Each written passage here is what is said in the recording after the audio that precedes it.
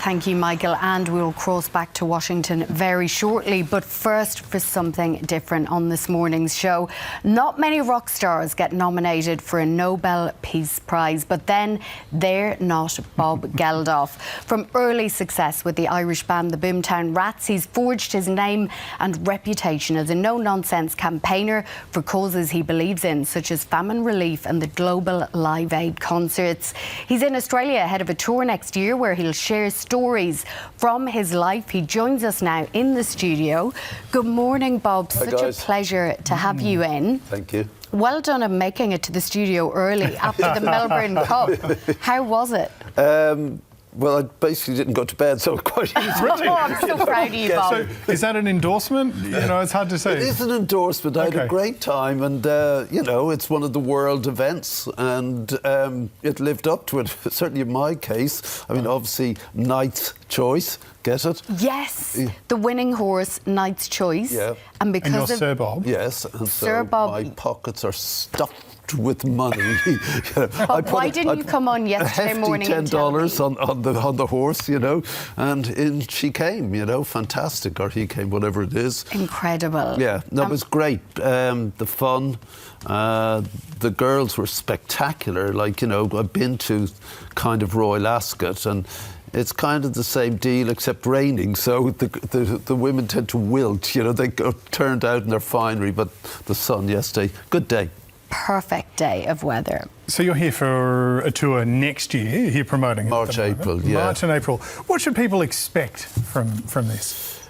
So next year's full on for me because it's Band Aid's 40th anniversary, Live Aid's 40th, Boomtown Rats 50th anniversary. So it's wall-to-wall documentaries and gigs and festivals and that. And someone said to me in the middle of sort of the British winter or coming into spring, why don't you come out and do a one-man show? And so you're surrounded all the time by this.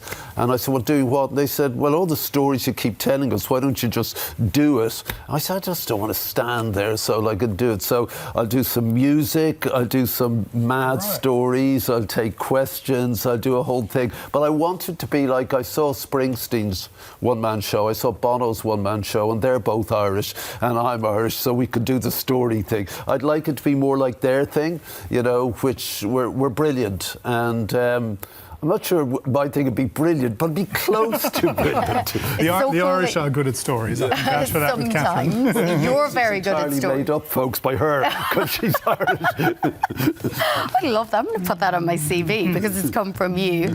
I saw one of your interviews, Bob, talking about kind of how it's caused you to really reflect on your incredible life because you're thinking about what you're going to talk about. And it was just a really lovely line from you.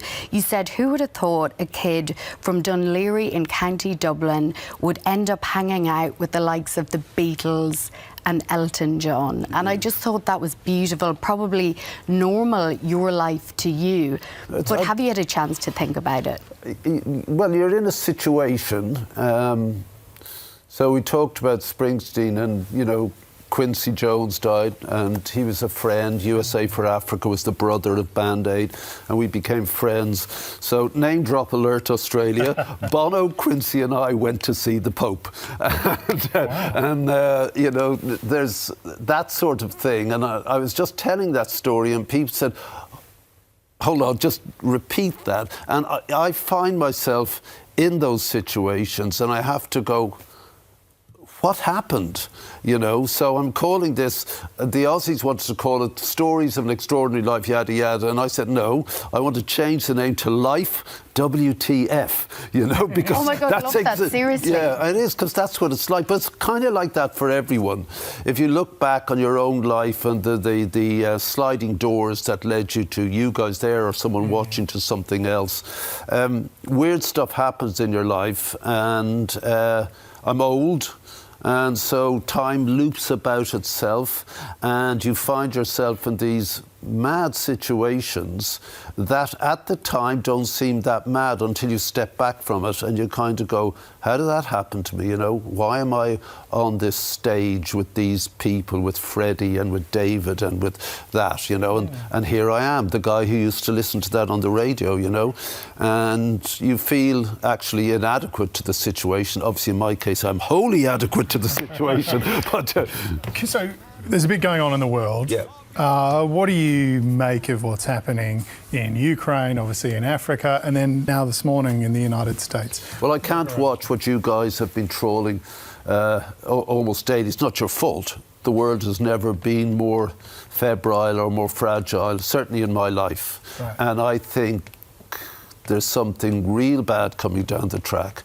And Ukraine, which is, we're so bored about now, we don't really cover it, yet there is one of the world's biggest thugs since Hitler invading Europe. And as usual, we've stepped back and not committed ourselves to this brave country that just wants its independence while this man rampages with North Korean troops all over these people. What we've learned is that when a bully or a thug starts, you stop them dead in their tracks or they will continue.